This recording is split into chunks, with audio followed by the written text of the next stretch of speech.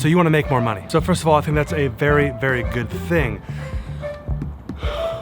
And here's my secret. The secret is to actually spend more money, which is interesting. So I used to do it all myself. Mow the lawn, grocery shop, cook, clean, change the oil, all the maintenance aspects of life. And I've spoken on this before. When you realize how valuable your time is, now stick with me, this is just one concept in relation to making more money. Once you wrap your head around the concept of time and really how valuable that is, the value of time trumps heavily the value of money and everything else.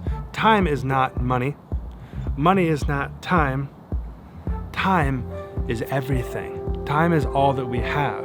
God gave us this time that we have on earth to spend it wisely and to invest into the things that He's called us to invest into. There's a parable in the Bible that actually speaks about giving talents to different people, and some people would invest it, and one of the guys just buried it in the ground. And to invest, that means you need to spend. And so that concept of not being so, don't love money. Don't love money. Money, like wealth, mammon is like the root word. What it means is anything that would take the place of God. We need God in our lives as humans. When you start relying so heavily on money and what the comfort it brings you and the things that it can buy you, that's what makes the love of it so evil. But it's not evil, it's a resource. It's something that we need to spend and go put to work, and then it comes back at the end of the day with return. And so another aspect of this is, what are you doing in your free time? Even friends of mine that I know, and they're like, yeah, we go to work, we come home, we watch the TV show, take care of the kids, we go to bed, we get up, we go to work, come home, we watch a TV show.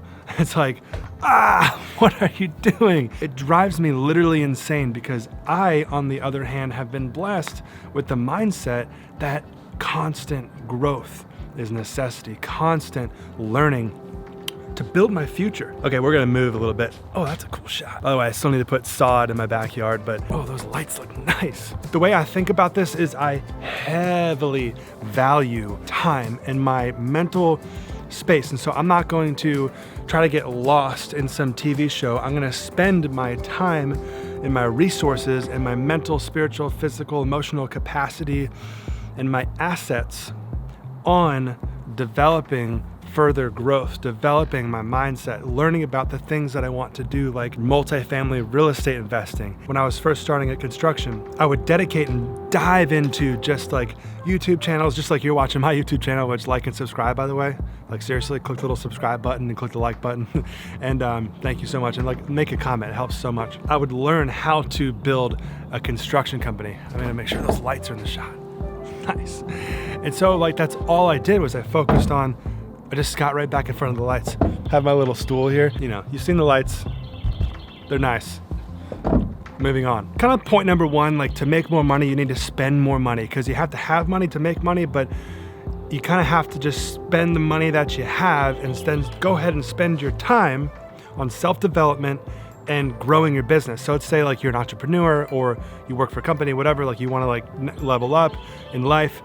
Well, set your goal. Like I want to be doing this much revenue or this types of projects or this type of asset or real estate investment that I want to actually buy. This is my goal. What do I need to do tonight instead of turning on the TV, which I don't even have TV, to grow towards that? So I read books on multifamily investing, like I've already said. And so how can you spend your time investing in yourself versus just trying to save and pinch pennies at the grocery store? I don't even go to the grocery store. I use like the grocery store delivery app. I really have delegated those small tasks out so I can really keep my brain clear and my physical like body, like not like at the grocery store, like grabbing bags of groceries and stuff. It just really, really, really has put me in a place that I wouldn't have been in at such a young age in business. And that was what I wanted. I didn't want to do all those small things myself and be Superman. I wanted to really grow my business. And by the way, all this talk may sound kind of foolish if you have like a fixed salary income and you want to come home and just watch TV nothing wrong with that. It's just everyone's kind of wired differently. I think if you're that kind of person, definitely save, because you only have so much to work with versus the unlimited potential of being an entrepreneur. You can grow it as big as you want, and there's really no limit to like a salary that you can bring in, if that makes sense. So you should be frugal with your time more than anything. The other aspect of the secret to making more and producing more is to invest in assets. This may sound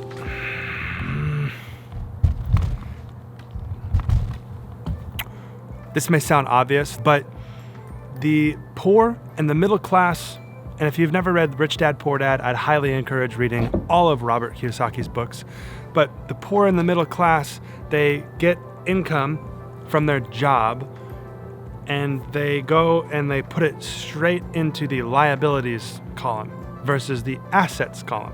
And this is called the rat race. And most people get stuck in the rat race of getting money, spending it on liabilities, which liabilities are purchases that don't make you money. Assets are purchases that make you money. A business can be an asset.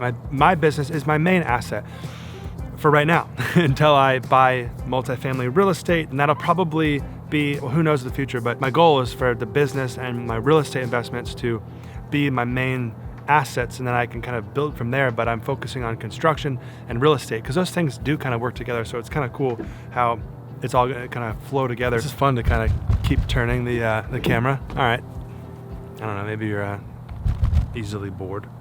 Maybe this keeps you more involved. Think of ways that you can start putting money away into something that could produce you more money, whether it's, I'm not a big like stocks, bonds, mutual funds guy. I'm more of like real estate, more for like portfolio and passive income, which is way less taxed than earned income from a job. Because the government, here's like the secret if you've made it this far into the video, which I'm glad you're here if you are here, but the government drastically has less tax implications for certain quadrants of income, whether you're in the E quadrant, the employee, or the S quadrant, self-employed, or the B quadrant, the business owner, or the I quadrant, the investor. And I've spoken about this before in the past, but business owners and investors get taxed way less than people on the left side of the quadrant, which are earned income, like employees and people that kind of are self-employed, so they're kind of just like, it's just them, like they're kind of a one-man show. It's just a higher tax because the government wants you, here's my secret, the government wants you to employ people and provide housing. So if you're a business owner and you employ people, the government loves that. Especially like the more people you employ, you're providing jobs, right? Or if you're a real estate investor and you have like commercial property, or like commercial meaning more than 4 units, so it's like multifamily places for people to live, you're providing housing. The government wants you to provide housing. They even have like programs that give you grants and stuff like to provide housing. So there's like the whole aspect of your time and how you spend it, how you budget your time. Kind of like my motto is like, stop entertaining yourself, more like build a business and like build your mind, and then spend quiet time like just thinking. For me, like praying, meditating, where I'm focusing on God and the Lord, and I can just clear my mind and let Him speak to me, and I can also plan out my own business and my own thoughts, and it's like this epic place I can get into of quiet versus like the constant escapism of someone else's false reality. Now, that being said, I do actually watch a lot of YouTube. I love watching like Gary Vee and Grant Cardone and Ben Mallah. There's the new guy, there's real estate people, just like real estate people, the things I'm interested in, other entrepreneurs, because it's like that has actually been a game changer for me, is actually watching other people's actual lives, not a show. It's like their actual life and them just kind of like what I'm doing. I'm on like a smaller scale than like the 2 million subscriber people, but maybe one day this channel will grow. That'd be awesome. But as of right now, I'm 28, it's 2020, but I'm like building for when I'm 30. That's kind of how I view my life right now, is I'm building the foundation. I'm making these videos, I'm building my companies, stuff like that, to where like in my 30s, I can hopefully, if the Lord willing, I'm healthy and willing and able to crush it. Like in my 30s, like public speaking and like traveling and vlogging and being more of an influence. But right now I'm focusing on myself and my business, and I'm giving to others and giving back, but it's like I need to build this reputation and everything first. And so anyway, this was just kind of an interesting video. I'm not going to drag out an ending, so I'll talk to you later. Peace. Hopefully you like it. Click the like button or click the dislike button if you hated it or if you didn't like it. See you later.